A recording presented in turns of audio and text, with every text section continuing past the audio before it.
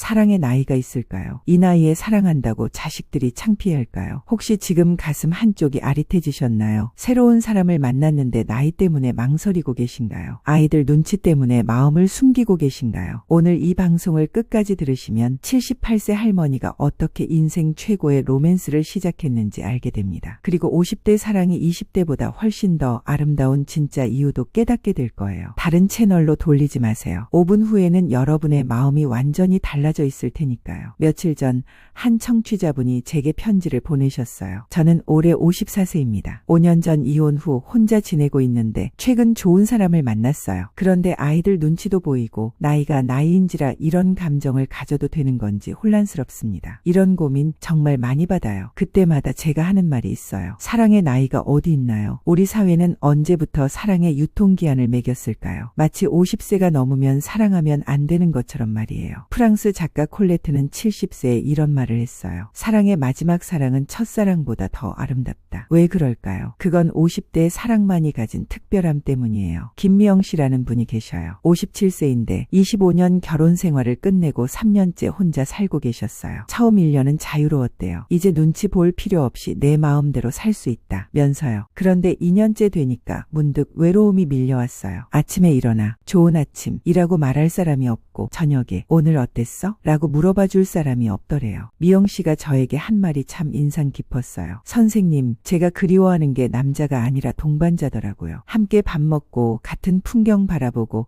소소한 일상을 나눌 사람 말이에요. 바로 이거예요. 50대가 되면 우리가 원하는 사랑이 달라져요. 더 이상 소유하고 싶은 사랑이 아니라 함께하고 싶은 사랑이에요. 20대 사랑이 너 없이는 못 살아 라는 절대 의존이었다면 50대 사랑은 너와 함께라면 더 좋겠어 라는 선택적 동반이에요. 50대 사랑에는 젊은 시절에 없던 특별함이 있어요. 첫째, 진짜예요. 더 이상 가식이나 허세가 필요 없어요. 살아온 세월만큼 자신을 알게 되었고 상대방도 그대로 받아들일 여유가 생겼거든요. 둘째, 깊어요. 인생의 희로애락을 다 겪어본 사람들끼리의 사랑은 얕을 수가 없어요. 상대의 아픔을 이해하고 기쁨을 함께 나눌 수 있는 깊이가 있어요. 셋째, 여유로워요. 젊을 때처럼 조급하지 않아요. 천천히 알아가고 서서히 가까워지는 과정 자체를 즐길 수 있어요. 제가 아는 한 부부 이야기를 해드릴게요. 두 분 다 재혼이시고 만났을 때 각각 55세, 58세였어요. 지금 결혼한 지 10년 됐는데 아직도 서로를 당신이라고 부르며 존댓말을 써요. 그 할아버지가 하신 말씀이 가슴에 남아요. 첫 번째 결혼은 사랑으로 시작해서 정으로 살았다면 두 번째 결혼은 이해로 시작해서 사랑으로 깊어간다. 젊을 때의 사랑이 모험이었다면 50대 사랑은 동행이에요. 함께 걸어가면서 서로 속도를 맞추고 힘들 때는 잠시 쉬어가며 아름다운 풍경을 만나면 함께 감탄해요. 하지만 50대 사랑에는 젊을 때와 다른 두려움들이 있어요. 첫 번째 두려움, 내가 과연 누군가를 다시 믿을 수 있을까? 50대가 되어 새로운 사랑을 생각하는 사람들 대부분이 이미 한 번 이상 깊은 상처를 경험했어요. 이혼, 사별 또는 오랜 연인과의 이별. 그 아픔이 여전히 마음 깊숙이 남아있어서 새로운 사람을 믿기가 두려워요. 박정수 씨라는 분은 이혼 후 7년째 혼자 지내고 있어요. 최근 직장에서 만난 좋은 분이 있지만 선뜻 마음을 열지 못하고 계셔요. 또 상처받으면 어떡하죠? 이제 나이도 있는데 회복할 시간도 에너지도 부족할 것 같아서요. 젊을 때는 상처받아도 다음에 더 좋은 사람 만나면 돼 라고 생각할 수 있었지만 50대가 되면 이게 마지막 기회일지도 모른다는 부담감이 커져요. 두 번째 두려움, 이 나이에 연애하면 아이들이 어떻게 생각할까? 특히 자녀가 있는 경우 아이들의 반응이 걱정돼요. 실제로 한 시청자분 사연이에요. 저는 59세 과부입니다. 최근 성당에서 만난 좋은 분이 있는데 딸에게 이야기했더니 엄마, 아직 아빠 생각 안 나요. 그리고 그 나이에 그런 거 하지 마세요. 창피해요라고 하더라고요. 정말 속상했을 것 같아요. 가족의 반대는 50대 사랑에서 가장 큰 장벽 중 하나예요. 혹시 지금 이 이야기를 들으시면서 나도 그런 고민이 있어 라고 생각하신다면 구독과 좋아요 한번 눌러주세요. 그리고 주변에 연애 문제로 골치 아픈 분이 있다면 이 영상을 공유해서 함께 편안한 인생 2막을 맞이하시길 바라요. 세 번째 두려움, 상대도 나처럼 상처와 짐이 있을 텐데 그 무게를 내가 감당할 수 있을까? 50대 사랑에는 20대에 없던 현실적 고려사항들이 많아요. 건강 문제, 경제적 상황, 자녀 문제, 부모 봉양 문제.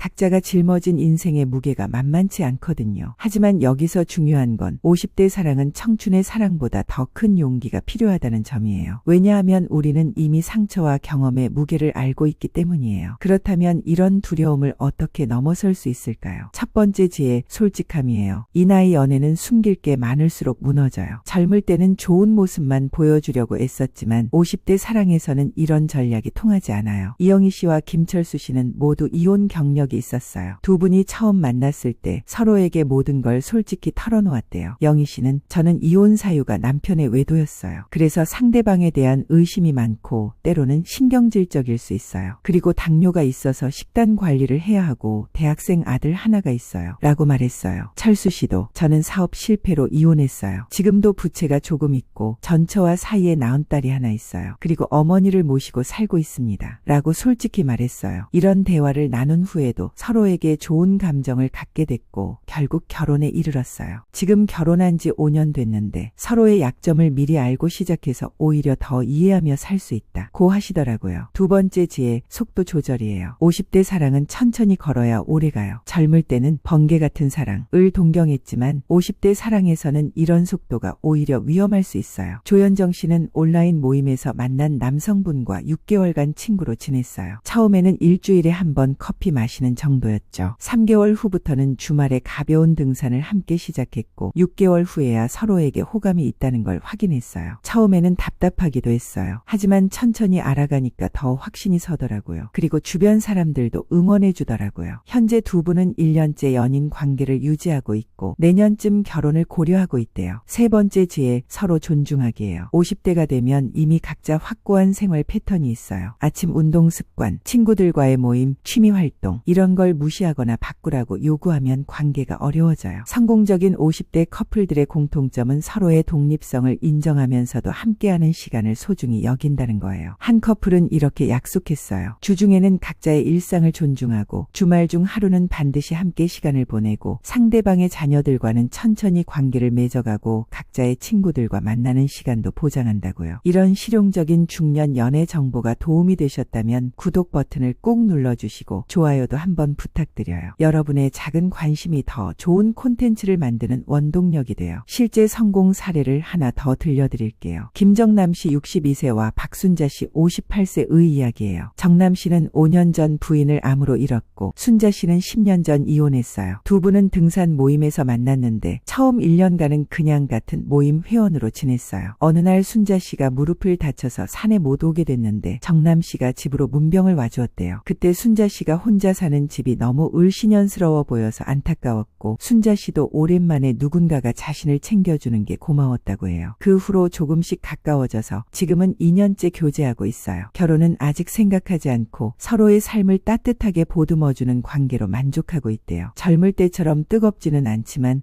항상 따뜻해요. 서로 아픈 곳을 보듬어주고 외로운 마음을 달래주고 이런 게 진짜 사랑이 아닐까 싶어요. 마지막으로 제가 가장 감동받았던 사례를 들려드릴게요. 작년에 만난 홍순덕 할머니 78세 이야기예요. 할머니는 70세의 남편을 떠나보내고 8년간 혼자 지내셨어요. 이제 내 인생은 다 끝났다 고 생각하셨대요. 그런데 복지관에서 만난 한 할아버지 80세와 서로 좋은 감정을 갖게 됐어요. 할아버지도 5년 전 부인을 떠나보내고 혼자 지내고 계셨거든요. 처음에는 할머니도 이 나이에 무슨 하며 망설이셨대요. 자식들 반응도 걱정되고 주변 시선도 부담스러우셨고요. 하지만 할아버지가 이렇게 말씀하셨어요. 우리에게 남은 시간이 얼마나 될지 모르잖소. 그런데 그 시간을 외롭게 보낼 이유는 없지 않소. 지금 두 분은 1년째 연인으로 지내고 계셔요. 결혼은 하지 않고 각자의 집에서 살면서 매일 만나 산책하고 함께 식사하며 서로를 돌봐주고 계세요. 할머니가 저에게 하신 말씀이 잊히지 않아요. 70년 넘게 살면서 이제야 진짜 사랑이 뭔지 알겠어요. 젊을 때는 욕심이었고 중년에는 의무였는데 이제는 진짜 순수한 마음으로 사랑하게 되네요. 하루하루가 선물 같아요. 이 이야기를 들으며 깨달았어요. 사랑에는 정말 나이가 없구나. 마음이 열려있고 용기가 있다면 언제든 새로운 사랑을 시작할 수 있구나. 50대, 60대 사랑은 새로운 도전이자 새로운 선물이에요. 젊을 때처럼 화려한 화려하지 않을 수도 있어요. 하지만 그것이야말로 성숙한 사랑의 아름다움이에요. 이 나이의 사랑은 소유가 아니라 나눔이에요. 상대방을 내 것으로 만들려는 게 아니라 서로의 삶을 더 풍성하게 만들어주는 거예요. 이 나이의 사랑은 열정보다 온정이에요. 타오르는 불꽃보다는 따뜻한 온돌 같은 사랑이에요. 화려하지 않지만 오래가고 자극적이지 않지만 편안해요. 혹시 지금 새로운 사랑을 망설이고 계신 분이 있다면 용기를 내시길 바라요. 나이가 문제가 아니에요. 과거의 상처도 문제가 아니에요.